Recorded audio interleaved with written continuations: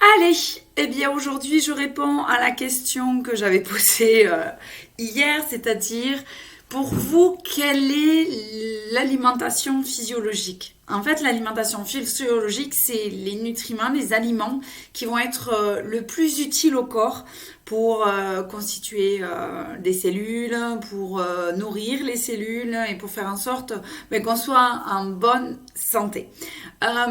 Et qu'on puisse vivre le plus longtemps possible avec de bonnes cellules et un fonctionnement optimum. Donc voilà, en fait, tout simplement, les aliments, et ça répondra en fait à toutes les questions, les aliments physiologiques pour le corps, ce sont les aliments que vous allez trouver dans la nature. D'ailleurs, hier, il y avait un petit indice dans la petite fiche que je vous avais donnée, donc qui était celle-ci, qui était donc, posez-vous la question de est-ce que je trouverai cet aliment dans la nature? Alors non, il n'y a pas d'arbre à pizza. Non, il n'y a pas de Twix qui pousse dans les champs. Et non, il n'y a pas de saucisson sauvage. Donc c'est bien dommage pour les mangeurs de charcuterie. Mais même à la conne, il n'y a pas de saucisson, de jambon dior ou peu importe qui pousse ou que vous allez trouver dans les arbustes sauvages. Donc l'idée c'est que en fait les premiers aliments du corps, ce sont les premiers aliments que vous allez trouver dans la nature.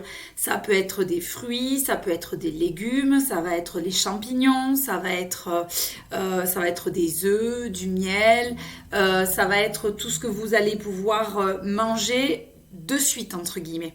C'est-à-dire que vous pouvez trouver des petits crustacés dans les rivières que vous pouvez manger comme ça. Vous pouvez manger des petits poissons également.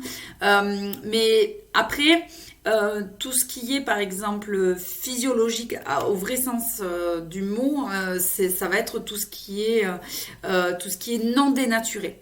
C'est-à-dire qu'il va y avoir les graines, les oléagineux. Donc les oléagineux, ce sont tout ce qui est noix, noisettes, amandes, les fruits à coque, ce qu'on appelle aussi.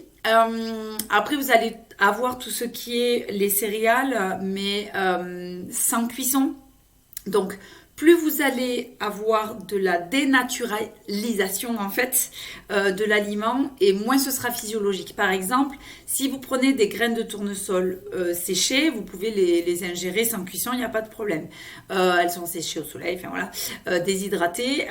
Si vous prenez donc de la même plante, le tournesol, les graines que vous allez transformer en huile, l'huile évidemment c'est bon pour la santé, mais elle est moins physiologique que les graines par exemple. Ensuite, vous allez avoir les graines de tournesol que vous allez pouvoir faire germer. Ça, pareil, c'est encore plus physiologique, d'accord? Donc, l'idée, c'est que dès que vous avez, par exemple, on va prendre les céréales qu'on connaît tous, le blé, sans rentrer dans la polémique du gluten, du sans gluten, voilà. On va prendre la céréale, d'accord, le blé.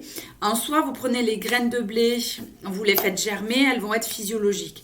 Vous allez prendre les graines de blé, vous allez les moudre, vous allez les trier, vous allez les blanchir. Bon, après ça dépend aussi de quelle farine vous prenez, mais vous allez les blanchir, vous allez les traiter, donc vous allez les dénaturer, d'accord?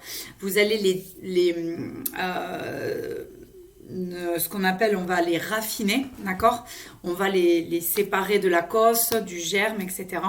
Et on va en faire, donc on va le moudre, on va en faire de la farine. Ensuite, cette farine, on va l'utiliser pour le pain, on va l'utiliser pour les pâtisseries, on va l'utiliser pour autre chose. Donc du coup, en fait, plus vous vous éloignez, donc vous avez le blé et vous avez, tac, tac, tac, différentes étapes où l'humain a été obligé d'intervenir pour pouvoir créer l'aliment final, d'accord?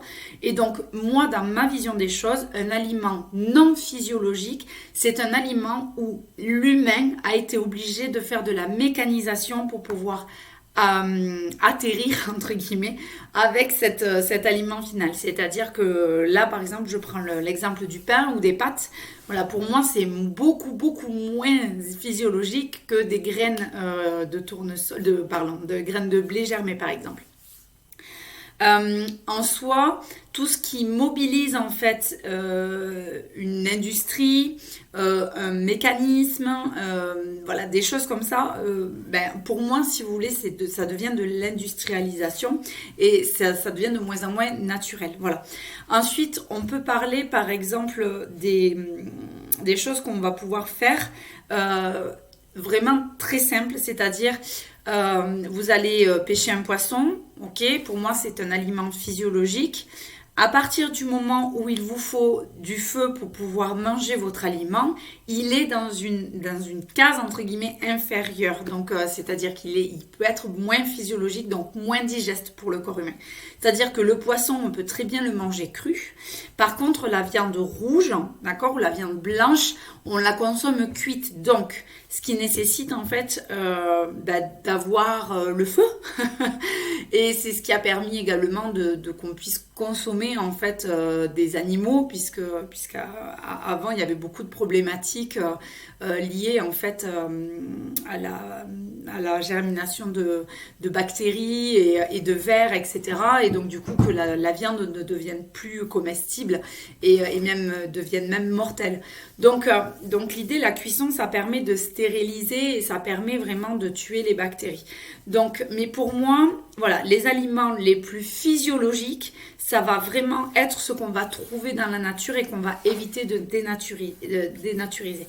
Voilà, donc du coup, ça c'est ma vision des choses. Je vous mettrai d'ici quelques jours ce que j'appelle la pyramide de l'alimentation physiologique, c'est-à-dire qu'on part du mieux tout en haut de la pyramide avec les fruits, les légumes, les légumineuses germées, les céréales germées, les graines germées.